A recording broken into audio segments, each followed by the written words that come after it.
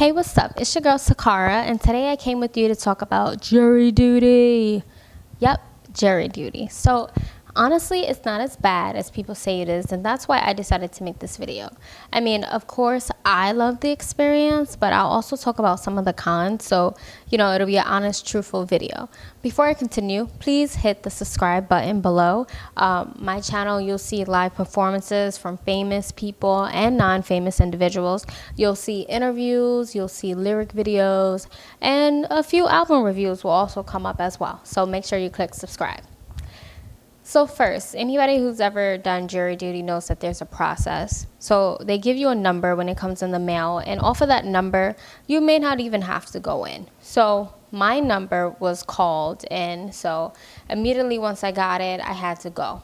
Some people, they don't have to go to the second day, or they never even have to go, even though they got the summons to go. And not only that, we're in an auditorium. A lot of people try to get out of it. They really can't. Sometimes it doesn't even matter if you have a vacation. Luckily for me, I didn't have one planned. So then they put you in this room. They split you up into different groups, and they call random numbers. And then you go to this room. Out of that room, only 12 was picked, and I was part of the 12 that was picked. So I'm thinking, oh no, all I've ever heard was bad things about jury duty. So I'm like, yo, this is crazy. Then they kind of like interrogate you. So it's 12 of you in the middle of the floor being questioned by the lawyers, both on the defendant and plaintiff side. Then everyone else who is not part of the 12 that was picked, that's part of your group, they're on the outskirts just watching you get questioned and answering. And it's a little awkward and a little intrusive as well, because they'll say, oh, they had us fill out a form that basically has our age, who we live with, just a whole bunch of personal information. They'll look at the form and then they ask you questions off of that. The purpose of this is to determine if you have bias, and if so, towards what, and does that affect the case that's at hand. So they won't tell you much about the case. They'll just tell you a little bit and say, hypothetically speaking, how would you feel? Could you determine this? So how do you think you'll feel about that? Stuff like that. But then they ask you, who lived in your household? What did your husband do for a living? What did your wife do for a living? Actually, one lady talked about a situation, and she basically started crying. That's how personal they get. So that could be a little uncomfortable. And I don't blame the lawyers, because you don't really know what other people have gone through. So you don't know what to ask versus what not to ask, but your job is to figure out your bias. This is all the first day. So then we come back from lunch. Yes, they give you lunch. They have to. We come back, and me and two other people are called. So I was juror number 1. How? I don't even know. I swear. They asked me like 3 questions, and that was it. I was like, okay, they're not picking me. They're not interested. Yo, definitely the first one. Crazy, right? So one person got out of it. So it was just me and one other person who happens to be a lawyer. And I'm like, okay, so she's juror number 2. I'm juror number 1. The next day, we're sitting down like in this little lounge area, just chilling for the whole entire day. Like, they give us a lunch break from 11 a.m. to 2 p.m. I didn't even know that was legal. It was amazing. And the crazy part, my job pays me whether or not, if you're on jury duty, they don't have to pay you most jobs. Like, they could choose, I think by law, they have to pay you for the first 3 days. And after that, they don't have to pay you. Thank God my job pays me. But it was crazy, because I literally talked the whole day and had like a really, really long lunch break. And then after that, we got back, and around 2:30, they were like, you could go home. The reason they said that was because they couldn't find jurors. Everyone had a bias towards this particular case. And although I could talk about it because I'm not on it anymore, I won't go into full details. But yeah, it was a tough case. In fact, I was on jury duty for a whole month, if that's any indication as to how tough it was. Now we get to the 3rd day. I'm chilling. Again, I have another lunch break, 11 to 2. And I'm like, yo, this is amazing. I'm getting more stuff done than y'all could even imagine. More than I can normally do at my day job. Amazing. So they finally pick the jurors. We start understanding what's next. Basically, we go into a courtroom. We listen to lawyers. And they kind of try to plead their case to us as the jury. So the whole time the judge is looking at you, it's just like Law and Order. You know, you have the lawyers explaining to you why something's right, why something's wrong, and the whole time they just want to know that you're paying attention. They want to know that you like them. They're trying to read you. So I had a case that involved suing 4 different people, and that was the defendant side versus a family, basically. So as you could imagine, it's a very long case because you have 4 people trying to testify and defend themselves.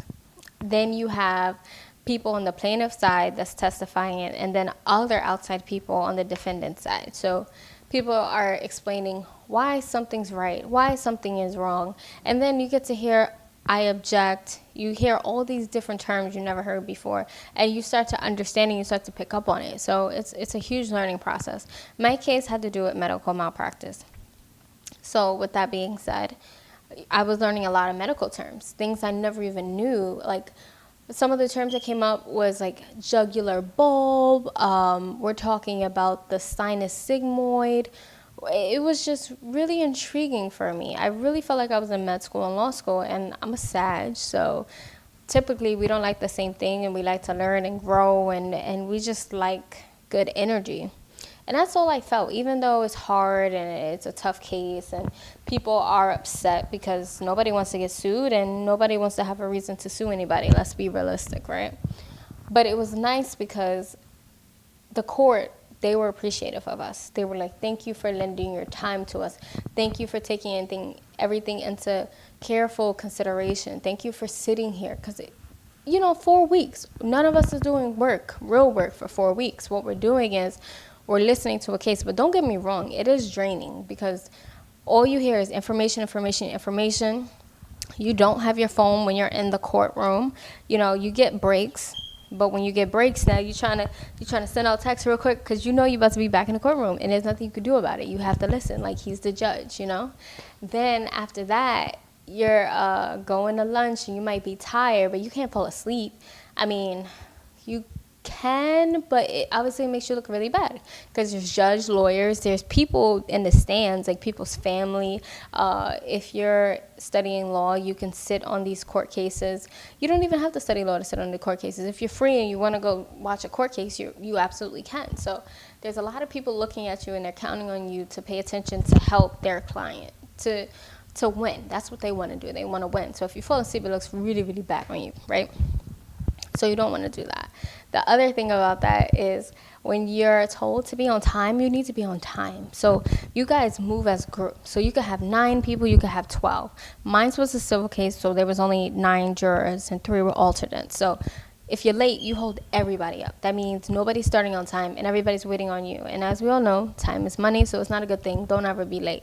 I had a great group. None of us was late. We all vibed. We had great energy. For the most part, we agreed with each other when it came to debating and coming up with the actual decision for the case.